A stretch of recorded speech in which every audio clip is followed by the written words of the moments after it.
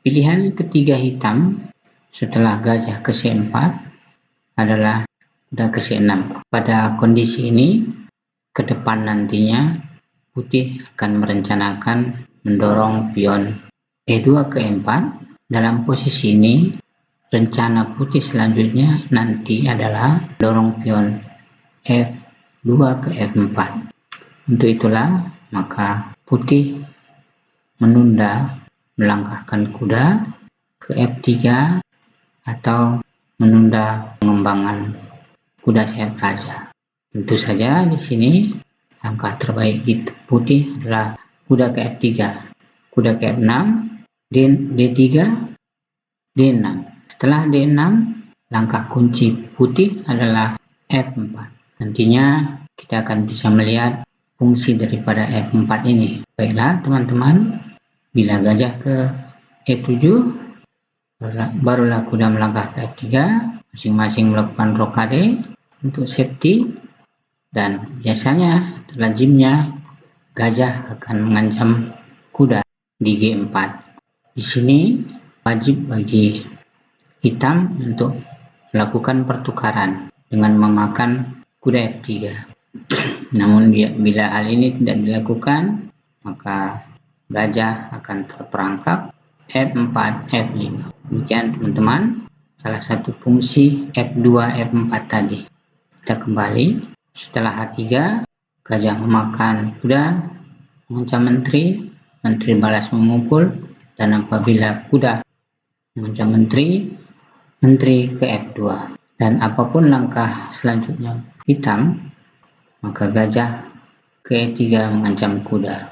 Setelah posisi ini, barangkali teman-teman bisa melihat bahwa posisi hitam pada prinsipnya masih di baris 1 dan 2. Namun, di sisi berikutnya, di sisi putih memiliki rencana yang lebih jelas, serangan di sayap raja hitam.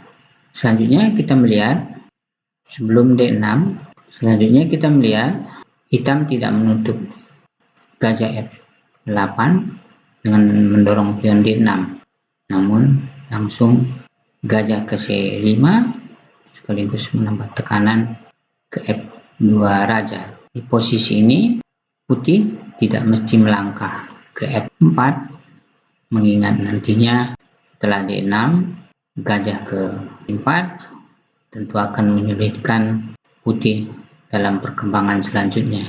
Ya teman-teman, kita melihat langkah putih yang terbaik setelah gajah ke C5.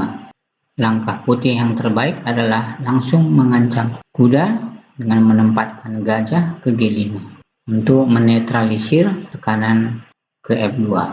Tentu hal ini hanya bisa kita lakukan selama hitam belum melangkahkan D6. Sebab apabila kita melangkahkan gajah di C8 telah terbuka, maka ini akan putih.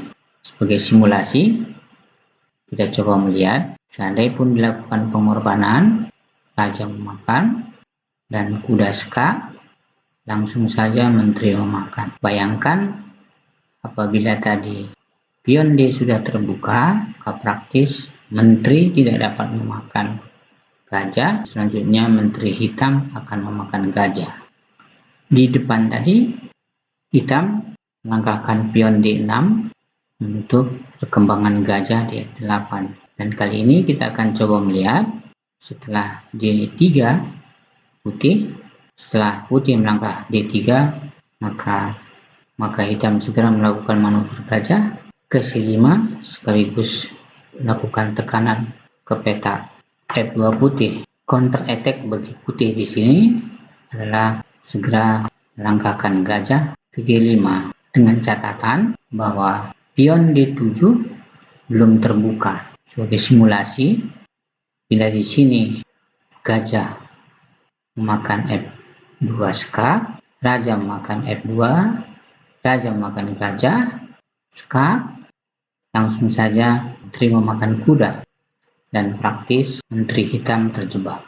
Namun, apabila pion D7 telah didorong ke depan dan membuka jalur C, jalur gajah di C8, jebakan hitam di sini akan terlihat, maka bisa kita melihat sedikit kombinasi dengan memakan pion F2, raja memakan gajah, dan kuda melakukan skak sambil menteri mengancam gajah. Di sini praktis menteri tidak dapat memakan kuda. Demikian teman-teman, untuk sebagai memori kita bersama, gajah ke G5 melakukan pinning terhadap menteri, D8 hanya jika pion D7 belum didorong ke D6. Baiklah teman-teman, sampai di sini akhir dari jawaban. Sampai di sini kita sudah melihat rangkaian langkah putih menjawab 3 opsi hitam pada pembukaan gajah atau bishop opening. Terima kasih.